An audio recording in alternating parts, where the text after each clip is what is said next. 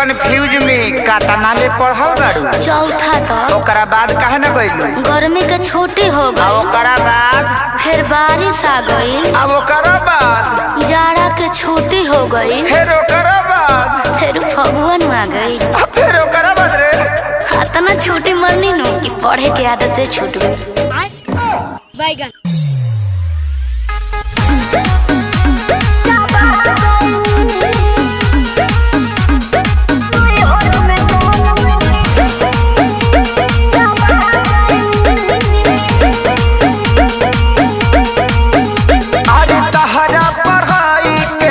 कोनो जोड़ हो, बोले लू तो इंग्लिश के तूर दे लू गोड़ हो। मैं तो बताई मैं नहीं हूँ वाईफाई।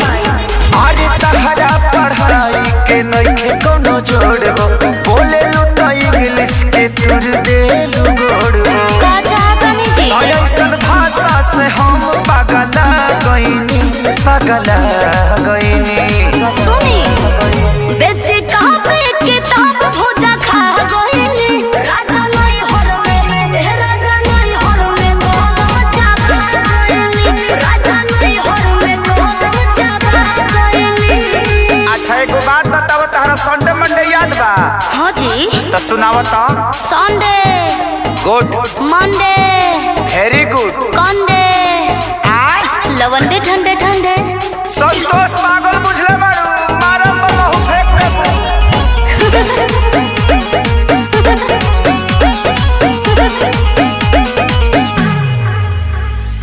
अनपढ़ के तू ताला कहलू एजेंसी, रह तू पढ़ल होइते आशा में वैकेंसी। भोग भोग बुतत रहा पढ़े घरे दियावा। पियावा रे पियावा, पियावा रे पियावा। तो गलती भइल तो से शादी करके का कोइनी, ई का कोइनी। बेचे कापे किताब भोजा खा गइनी। राजा नहीं हर में, राजा नहीं हर में गोलम चापा गइनी। राजा नहीं हर में गोलम चापा गइनी। बाप रे बाप, लागत है कि अब हम डिप्रेशन में चल जाए। ठीक बा, आय? अकेले जाई? हाँ। जाते न तो जाके देखी। हाँ। अब बढ़िया जगह होई नु। हाँ। हम आ जाए। आ ओजे हनीमून मनावल जी डिप्रेशन में। आ घूम घाम के आ चल जाई। का अब ते सफा संतोषवा बना देबे। का भाई कुछ गलती हो गल का? ना ना ना, तू आ गलती।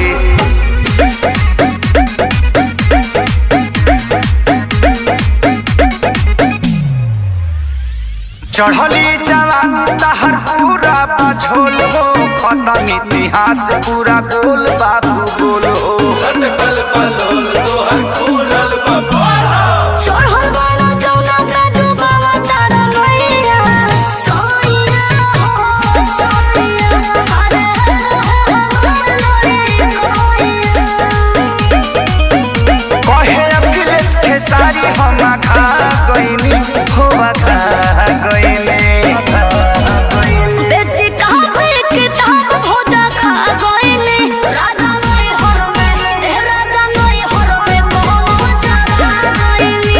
राजा नहीं हर में गोलम चापा गइनी। लास्ट में तरह से को सवाल पूछी। पूछे ना जी। ई बताओ कि लिंग क तरह के होला? 3 तरह के। कौन कौन? स्त्रीलिंग, यस, पुल्लिंग, बिल्कुल यस। अडरलिंग। हाँ, अब बुझा गल दुर्गेश नाई बना देवे ते हमके। पूछी पूछी।